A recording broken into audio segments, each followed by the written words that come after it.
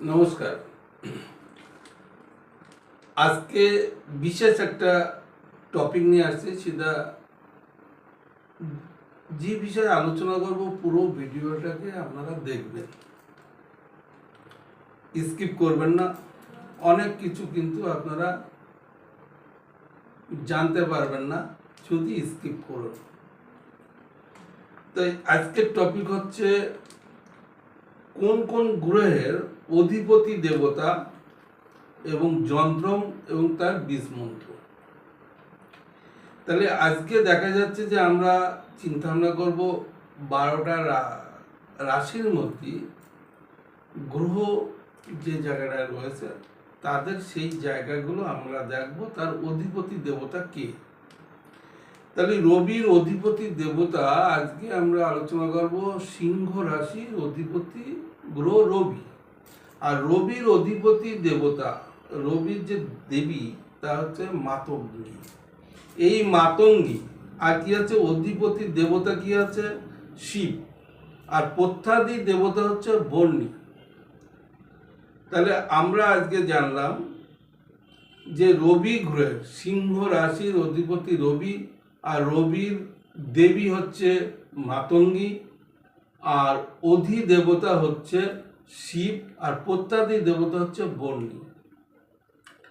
তাহলে আজকে রবির সেই জায়গাটা দাঁড়িয়ে যদি আমি প্রণাম করি বা রবির মন্ত্রটা পাঠ করি, কতবার পাঠ করলে আমার মন্ত্রটা শুদ্ধি হবে এবং তার প্রণাম মন্ত্রটা বলবো, এবং সেই মন্ত্র দিয়ে পূজা কোন ফুল দিয়ে দিলে হবে, কি কালারের, কি নৈবেদ্য, সেই বিষয়ে আলোচনা করব। তাহলে আজকে হচ্ছে যে নবগ্রহ যে 9টা গ্রহের আছে, সেই গ্রহের প্রথম ফেজ হচ্ছে রবি সান। তাহলে সূর্যের বীজ মন্ত্র হচ্ছে ওম হ্রিং হ্রিং সূর্যায়। তাহলে ওম হ্রিং হ্রিং সূর্যায়। এই যে সূর্যায় জপ সংখ্যা 6000। 6000 যদি আপনি ওম হ্রিং হ্রিং সূর্যায় বলেন, তাহলে আপনার মন্ত্রটা শুদ্ধ হবে। শুদ্ধর পরে আপনি প্রণাম মন্ত্র করবেন, ওম জবা কুসুম শঙ্কাসন কাশ্যপেয়ং মহারুতিম ধান্তারিং সর্বপাপঘ্ন প্রণত হস্মি দিবাকরণ। তাহলে আমি সূর্যের বীজ মন্ত্র পাঠ করলাম, সূর্যের প্রণামও করলাম, পাশাপাশি সূর্যের পুজো বা দ্রব্যটা কি দিয়ে দেবো, রক্ত চন্দন বা রক্ত পুষ্প দিয়ে আমি পূজা দেব। আর নৈবেদ্য কি দেবো, গুড় মিশ্রিত অন্ন। যদি আমি সূর্যের নৈবেদ্য দিই তাহলে গুড় মিশ্রিত অন্ন দেবো। যদি পূজা দিই তাহলে আমি সেই পূজাটা হচ্ছে রক্ত চন্দন এবং রক্ত পুষ্প দিয়ে। তাহলে এইটা হচ্ছে রবির আমরা পেলাম যে সিংহ রাশির অধিপতি রবি, রবির দেবতা দেবী মাতঙ্গী, দেবতা অধিপতি দেবতা হচ্ছে শিব এবং প্রত্যাদি দেবতা হচ্ছে বর্ণী।